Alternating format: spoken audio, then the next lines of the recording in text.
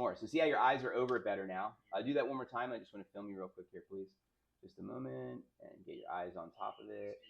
Yeah, no problem. Bless you. And so yeah, get your eyes on the. You see them on the mirror?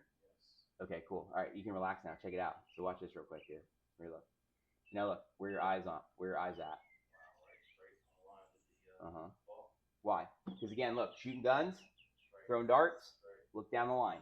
You can't see where you're going if you're not looking down the line. Are you with me? Here's the other thing. Notice how you feel like you're over it more. Do you feel that? Yeah. Okay, now, the reason is, watch this. If you look at, I'm just going to give you an example here. Watch this. Michelle Wie putting years ago. Look at this. Wow. Why is she doing that? Look at this. Wow. Right? Why? Why would anyone do that? This is the reason. Think about this for a second. Okay, so if I have a putter like this, and I'm going like that, that's a purely vertical plane, it's called, where this would be a horizontal plane. Now, because our spine is not bent over like hers is, we have what's called an inclined plane, okay?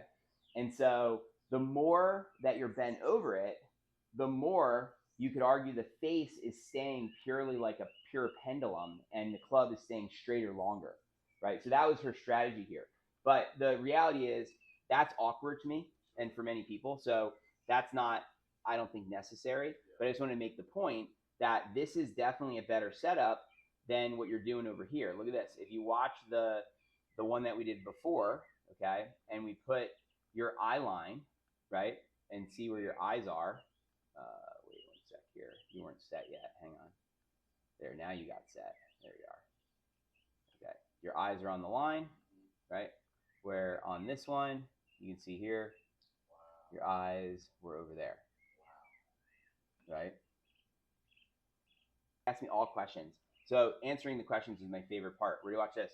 Look, putting grip styles, okay? Look, which way do you want to hold it? You know? Look at this. There's all kinds of ways. People hold this thing all kinds of ways, right? Now, you could go like this. Be like, well, statistically, right, the standard putting grip has, you know, some pretty good putting rank, right? The pencil or the claw has been pretty popular. You've seen Scheffler doing that.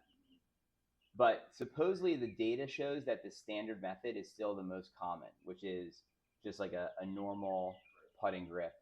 You know what I mean? So now if you want to experiment and try different ones, I would say try every single one of these on the picture. You know what I mean? Like, and see which one you love. You know what I mean? I don't care, believe it or not, how you hold it. My most important things for me are eye line, quiet legs, quiet head. The stroke goes like this, and then we turn our head. If you're doing all that, you're going to be doing better. You know what I'm saying? And then remember with putting, and I think we've already talked about this, it's all about picking a straight putt, right? And where is your target? You're always trying to roll a straight one at a target. And we're always guessing on the read, meaning, you know, we don't really know what's going to happen, you know, but we're guessing like, okay, I think I got to aim there. If I aim there, it'll probably go in, you know? And then it's be the golf robot and send it there. So you'd aim the golf robot, which is why we get our feet, remember, parallel to the target line. Oop, wrong button here. There it is. Remember, target line, feet line, right? So everything's got to be parallel because then you're lined up. So really, once you're lined up as this putting robot, it's just like if we go back to that putting robot, right? Once this thing's lined up, that ball's only going one place. You know what I'm saying? That's what we're trying to do. As a human, sadly, we like try to steer it. We're trying to steer this thing. Like you know what I mean? Steering a car. Instead, like, it'd be better always for us if we just try to act like the robot, and wherever that ball is going to take off, it always goes. And then we just do what? We would just aim the robot to wherever it is we got to go. And then the variable then, there's only one variable then. If the aim is good and you're doing the robot, is then just speed control. Getting the right, matching the pendulum to the distance. You know, and that's where the grip could change things. Meaning like some people have a better feel for the distance holding it different ways. You know what I mean? Answer your question.